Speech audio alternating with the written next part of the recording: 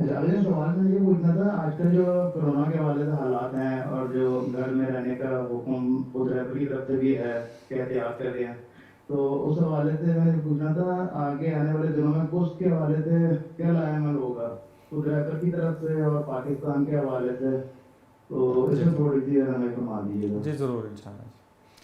آغا صاحب آپ روشنی فرمائیں گے.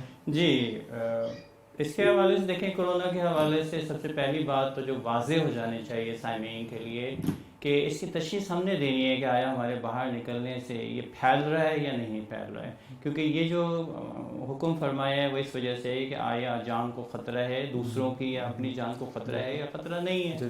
تو ضروری نہیں ہے کہ ہر علاقے میں ہر منطقے میں یہ چیز پھیل رہی ہو، یہ ضروری نہیں ہے. بس اس چیز کی طرف توجہ رہے کہ یہ حکم جو ہے مقید ہے اس چیز سے کہ یہ بیماری سپریڈ ہو رہی ہے یا سپریڈ نہیں ہو رہی ہے. دوسرا مسئلہ قدس کے معاملے میں کیونکہ حکم موجود تھا امام خمینی کا بھی اور رہبر معظم کا بھی، یہ عام فتویٰ نہیں ہے. اسی وجہ سے یہ بھی آپ کو یاد ہوگا کہ یہ اگر کوئی اعتکاف میں بیٹھا ہوا ہے اور اعتکاف جو ہے وہ اس سے باہر نہیں نکل سکتا، لیکن قدس میں اس وظیفے شریف کو ادا کرنے کے لیے اسے باہر نکلنے کا حکم دیا گیا تھا چونکہ ولی عہد کا حکم. جی تو اب اگر رہبر جو ہے وہ اس کا ان کے حکم کا انتظار کریں گے کہ جی ہاں وہ تو پھر کیا فرماتے ہیں اس دفعہ کیا ان کا لایا عمل، کیونکہ ایران میں بھی ابھی تقریباً اجتماعات پہ پابندی ہے. جی تو آگے پھر قدس کا جب دن آئے گا اس سے پہلے رہبر کا کوئی نہ کوئی فتویٰ ضرور آئے گا اور وہ ناظرین تک پہنچا دیں گے. جی لیکن اس سلسلے میں ایک بات یاد رہے کہ اظہار قدس جو ہے وہ بہت ضروری ہے. اگر ہم فزیکلی نہیں آ سکتے